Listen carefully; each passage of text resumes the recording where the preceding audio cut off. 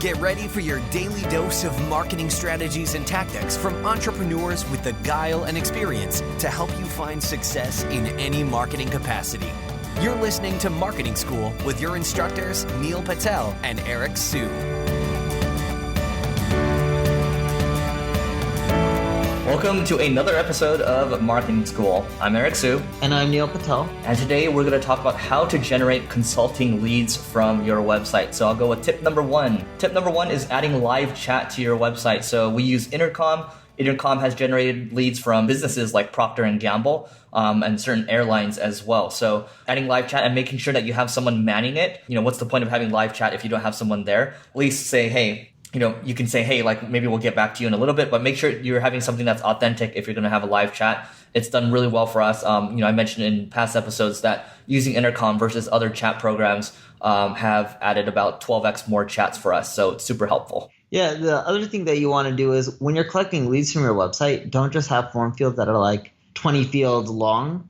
Ideally, condense them because the more condensed they are, the more leads you're going to get. But if you have too little leads, the quality is lower. So the solution is you want to break it into steps. You can check this out if you just go to singlegrain.com. I think Eric's call to action button is on the top right. You click it, you'll see a form field. He broke it down into 3 steps. And that's a really good tactic to use because you'll end up getting anywhere from like 20 to 30% more leads than if, let's say, Eric had all those form fields on one page and they're really long. And the next thing I'll say is make sure that you're segmenting people. So you can use a tool like Infusionsoft or Drip. For Drip, you can just go to growtheverywhere.com/drip. So using a tool like Drip, that's because I use Drip, you can basically, after people opt in, we have 3 buttons that say, okay, tell us a little more about your business. Your business is, you have no business, or your business is under 2 million a year or over 2 million a year. You click that, and then from there, we have a tag for your specific email address. After you click that, we'll give you a little extra bonus, and we'll just say, hey, here's one of our extra kind of webinars, which is a ever webinar that we have that will just build more goodwill. So first thing is make sure you segment people, but you have to have a tool to do that. And then from there, use marketing automation, leverage your different nurture sequences, move people around. And, from, our email, people that opt in, we actually get a certain percentage of people that will opt in. I think it's about, opt in for a free consultation. It's about 2% or so. So it is helpful. You should, think about all these holes that you can be plugging. This is just another one of those. Yeah, also get creative on the way you collect leads too. So for example, I have an SEO tool on neilpatel.com. It's like neilpatel.com/SEO-analyzer. And I don't collect leads from it, but eventually I will. And what's creative is people are putting in URLs.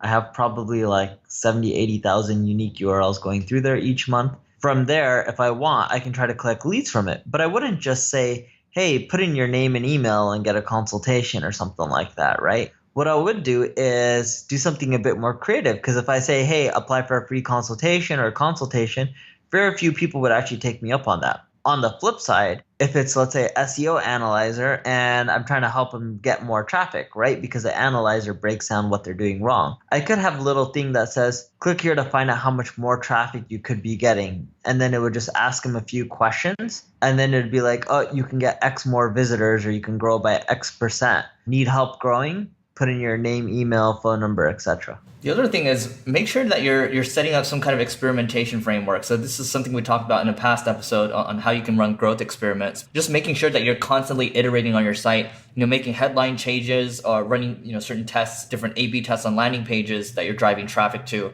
Make sure that you're testing all the time, especially if you're driving traffic because you're spending all that money. Why aren't you trying to maximize, your funnel? So, you can also use tools like Visual Website Optimizer or Optimizely to take a look at how your tests are going. And, one of the concerns is you might not have that much traffic. One example that we had is in some scenarios where we actually did a test where we had a Google Partners badge that would scroll with the page. And we tested that versus, a page that did not have the badge. The conversion we're testing was, against free consultations. And what was that it was breaking even the whole time. And once we got to 100 conversions or so, we shut the test down because we knew that it would take a long time to get to 99% statistical significance, which is what you'd ideally aim for. But if the test is going to take, we're talking like, months or years to complete, you might as well finish it off if you feel like, at that point, it's not going to take you much further. So that's a thought there. Definitely run A/B tests and, have a growth experiment framework. In addition to that, put call to actions everywhere on your website. This is so simple, but most people don't even do that. If you put call to actions everywhere, you literally will get more and more leads. Like, there's not much more to it. Like, I have sliders, exit pop-ups, I have scrolling ads in the sidebar. I even have ads within my content, and that all drive you to a landing page where I'm collecting leads. Sure, some people think it's aggressive, but you know what? It works. That's why I'm doing it. And other people, yeah, they may say they don't want to end up doing it. I'm not hurting anyone with it. And I'm generating probably way more leads than anyone else due to the fact that I'm putting call to actions everywhere, right? It's simple. If people continue to see call to actions and form fields saying like, hey, put in your information, etc., they're more likely to do it. If someone sees 5 form fields, they're more likely to put in their information than if they see something once. The other thing is webinars. So if you go to neilpatel.com, you can see, he has an ever webinar set up there, and it works well because we talked about building a little goodwill earlier. That's what a webinar does. You sit with Neil for an hour. How long is your webinar? 2 hours. Oh my God, 2 hours. So you have to sit with Neil for 2 hours. Yay, lucky you. You sit with Neil for 2 hours, and then by that time, he basically becomes your friend. It's almost as if you listening to us over and over on these podcasts, and I get feedback from people. I just binged, 60 episodes. It's like, it's crazy. But after that, you've built a relationship with people. You kind of get to know our personalities. That's what you want to do. So, have a webinar set up. Once you have it working, once you think it converts well, then you can set it on autopilot using a tool like EverWebinar to get things going.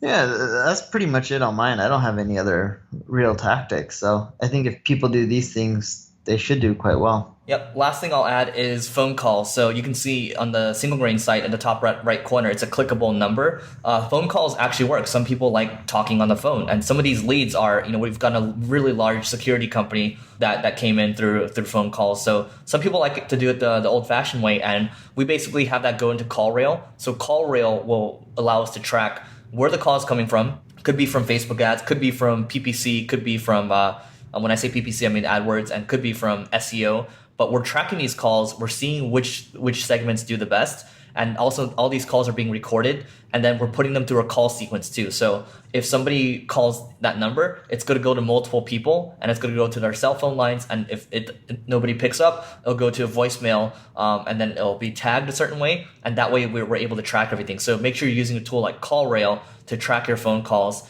and have somebody manning that. And you're going to find that you're going to get some stragglers that are actually fairly big companies. So that's it for today's episode of Marketing School. We'll see you tomorrow. This session of Marketing School has come to a close. Be sure to subscribe for more daily marketing strategies and tactics to help you find the success you've always dreamed of. And don't forget to rate and review so we can continue to bring you the best daily content possible. We'll see you in class tomorrow, right here on Marketing School.